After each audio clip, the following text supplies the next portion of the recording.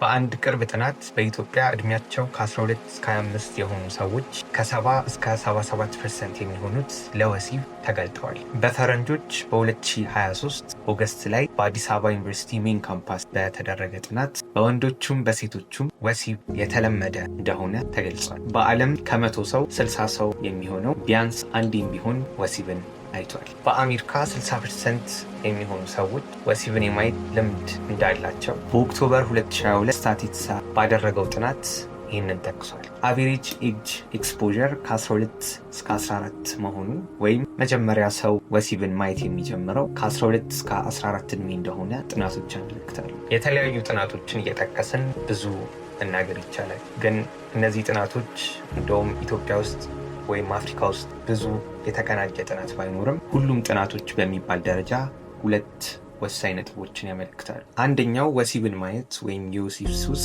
ከሚባለው በላይ እየጨመረ መሆኑ፣ ከዓመት ወደ ዓመት ከጊዜ ወደ ጊዜ ብዙ ሰውን እያጠቃ መሆኑን ያመለክታል። ሁለተኛ ደግሞ ከዚህ ጋር ተያይዞ ወሲብ የሚያመጣቸው ችግሮች ከጊዜ ወደ ጊዜ እየጨመረ መሆኑን ያመለክታል። ይህንን ሱስ ዝምተኛው ወረርሽኝ ያልኩበት ምክንያት ብዙ ጊዜ ሜን ሚዲያ ላይ አይወራም። ሰው ግልጽ ሆኖ ያወራው በጣም ጥቂት ሰዎች ነው እነዚህ ነገሮች ለማውራት ፈቃደኛ የሚሆኑት።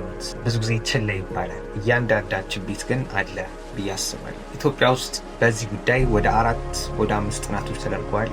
ኢቨን ጉለሌ ክፍለ ከተማ ላይ በሃይ ስኩሎች ብቻ የተደረጉ ጥናቶች ነበሩ። እነሱም ጥናቶች የሚያመለክቱት ኢቨን ሃይ ስኩል ውስጥ ያሉ ልጆች ይህንን ነገር እንደሚመለከቱ፣ ግን ይዞት የሚመጣው ነገር አጠቃላይ ጀነሬሽኑ ላይ አጠቃላይ ትውልዱ ላይ ወጣቶች ላይ ልጆች ላይ ህፃናት ላይ የሚያመጣው ችግር ይህን ያህል ግልጽ አይደለም ብዬ አስባለሁ። ከዚህም በፊት በሰሯቸው 2 ቪዲዮዎች የሚያመጣውን ችግሮች ተናግሬያቸዋለሁ፣ ግን አሁንም መነገር አለበት ብዬ አስባለሁ።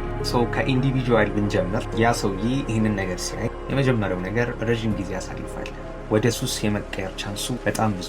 ከዛ ነገር መውጣት ይከብደዋል። ማየት እንደሌለበት ያውቃል፣ ትክክል እንዳልሆነ ያውቃል፣ ግን ራሱ ማቆም አይችልም። በዚህ መሀል ራሱን እየጠላ ህይወቱን እየጠላ ነው የሚሄድ። የተለያዩ ኃላፊነቶችን ይተዋል። ይህ ነገር ሱስ ነው። ቤተሰቡን ይተዋል፣ ነገውን ይተዋል፣ ስራውን፣ ትምህርቱን ይተዋል። የአእምሮ ቀውስንም ያመጣል። ኢሞሽናሊ ብዙ ችግሮችን ያመጣል። ራስን የማጥፋት ስሜቶች፣ ሀሳቦች፣ ሰልፍ ስቲም፣ በራስ መተማመን መቀነስ፣ ኮንፊደንስ አለመኖር፣ ፐርፐዝለስ ሚኒንግለስነስ፣ በህይወት ትርጉም ማጣትን። እነዚህ ነገሮች ከዚህ ጋር ተያይዞ የሚወጡ ነገሮች ናቸው። ይህንን ነገር ሁሉም ሰው ሊያውቅ ይገባል ብዬ አስባለሁ፣ በተለይ ወጣቶች። በዚህ ጉዳይ ደግሞ የምር ራሱን የሚያጠፋ ሰው ብዙ አለ ብዬ አስባለሁ። ዲፕሬሽኑ እንዳለ ሆኖ ጭንቀቱ እንዳለ ሆኖ ማለት ነው። በተለይ የሆነ ሰው ሲገኝ እንደዚህ ሲያደርግ ይህንን ነገር ሲያይ በጣም ሼምፉል ነገር ስለሆነ ራሱን ወደ ማጥፋት ነው የሚሄደው። ብዙ ምሳሌዎች አሉ።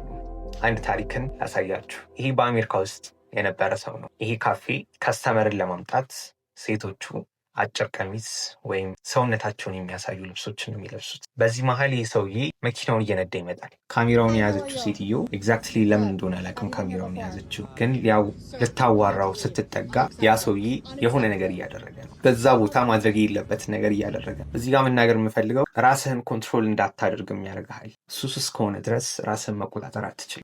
ካሜራውን ይዛ ስትጠጋ ሰውየው ያንን ነገር እያደረገ ነው። ይህን ነገር ማድረግ አትችልም፣ 911 ደውሉ ምናምን እያለች እሱ መኪናውን ይነዳዋል ማለት ነው። ሰውየው ትንሽ ቆይቶ ራሱን ያጠፋል። ይሄ ሰውዬ ሚስት አለችው፣ ልጅ አለው። ራሱን ያጠፋበት ምክንያት ይሄ ቪዲዮ ለዓለም ሁሉ ሲለቀቅ የዛ ሁሉ ሰውን ጀጅመንት መቆጣጠር መቻል አልችልም ብሎ አስቦ ነው። ሰው ይፈርድብኛል ብሎ ፈርቶ ነው። ትክክል እያደረገ እንዳልሆነ ከዛም በፊት ስለሚያውቅ ማለት ነው። ኢቨን ማንም ባያውቅ ራሱ እነዚህን ነገሮች የሚያደርጉ ሰዎች ራሳቸውን የማጥፋት ሀሳብ፣ መጨነቅ፣ ድባቴ ሁሌም ከነሱ ጋር ይኖራል። ሌላው ደግሞ ቅድም ስታቲክሶቹን ስነግራችሁ፣ ዳታውን ስነግራችሁ አቬሬጅ ኤጅ ኤክስፖዠር ከ12 እስከ 14 ነው ብዬ ነበረ። ማለት ኖርማሊ አቬሬጅ ሰው ይህን ነገር ማየት የሚጀምረው ወይ የመጀመሪያ የሚያየው 12 ዓመቱ እስከ 14 ዓመቱ ነው። አይምሮ ይህንን ነገር ለሱ በጣም ብዙ ነው። ዶፓሚን የሚለቀቀው በጣም ብዙ ነው። ይህንን ነገር ሊቆጣጠሩ አይችልም። ወደ ሱስ ይገባሉ ልጆቹ። ከዚህም ተያይዞ ደግሞ ማስተርቤሽን የሚባለው ነገር ይመጣል ማለት ነው። በ14 ዓመቱ በ13 ዓመቱ ይህንን ነገር ማየት የጀመረ እንደዚህ ማድረግ የጀመረ ልጅ ጊዜው በሄደ ቁጥር ከዚህ ነገር ካልወጣ ነገው እየተበላሸ ነው የሚሄደው። ራሱን መቆጣጠር አይችልም። ሪስፖንስብል አይሆንም። ህይወቱን እያበላሸው ነው የሚሄደው። ዞሮ ዞሮ ብዙ ነገር መጥቀስ ይቻላል። ቤተሰብ ላይ የሚያመጣውን፣ ሚስት፣ ባል፣ ጋብቻ ላይ የሚያመጣውን ነገር ማውለት ይቻላል። አብዛኛው ነገር በጣም አብዛኛው ነገር ኔጌቲቭሊ ነው ኢፌክት የሚያደርገን ይሄ ነገር።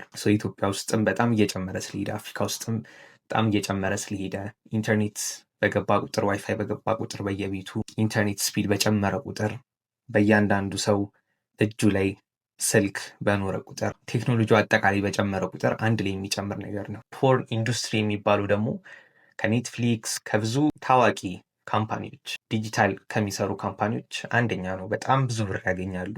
በትሪሊየን በቢሊየን የሚቆጠሩ ብሮችን ነው የሚያገኙት። በጣም ትልቅ ኢንዱስትሪ ነው። አውቀው ነው እነዚህን ነገሮች የሚያደርጉት።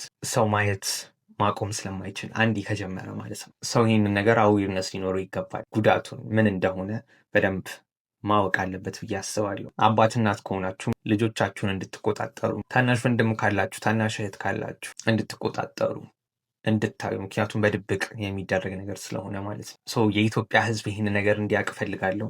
አጠቃላይ ጀነሬሽኑን እናጣለን፣ ወጣቶችን እናጣለን፣ ልጆችን እናጣለን። የሰው ሕይወት ይበላሻል። ሰው ራሱን ማጥፋት ይጀምራል። ቀላል ነገር ስላልሆነ ማለት ነው። እስካሁን ካያችሁ ስሜ ዩኤል ይባላል። በዚህ ቻናል አንድ ያሰብኩት ነገር ይህንን ወረርሽኝ ለማቆም ለመግታት፣ እኔም በዚህ ነገር ስላለፍኩኝ በተለይ ወጣቶችን ለመርዳት ትላልቅ ሰዎችን ቢሆኑ ችግር የለውም። ተመሳሳይ መንገድ ላይ ነው እያለፍን ያለ ነው ወይም ያለፍ ነው። ለዛ በዚህ ነገር እየተጠቁ ያሉ ሰዎችን ለመርዳት ነው ይህንን ቻናል የምጠቀመው። እንደዚህ ነገር የሚሞቻችሁ ከሆነ እንደዚህ ነገር የሚመቻችሁ ከሆነ ሰብስክራይብ እና ላይክ ማድረግ እንዳትረሱ። አመሰግናለሁ።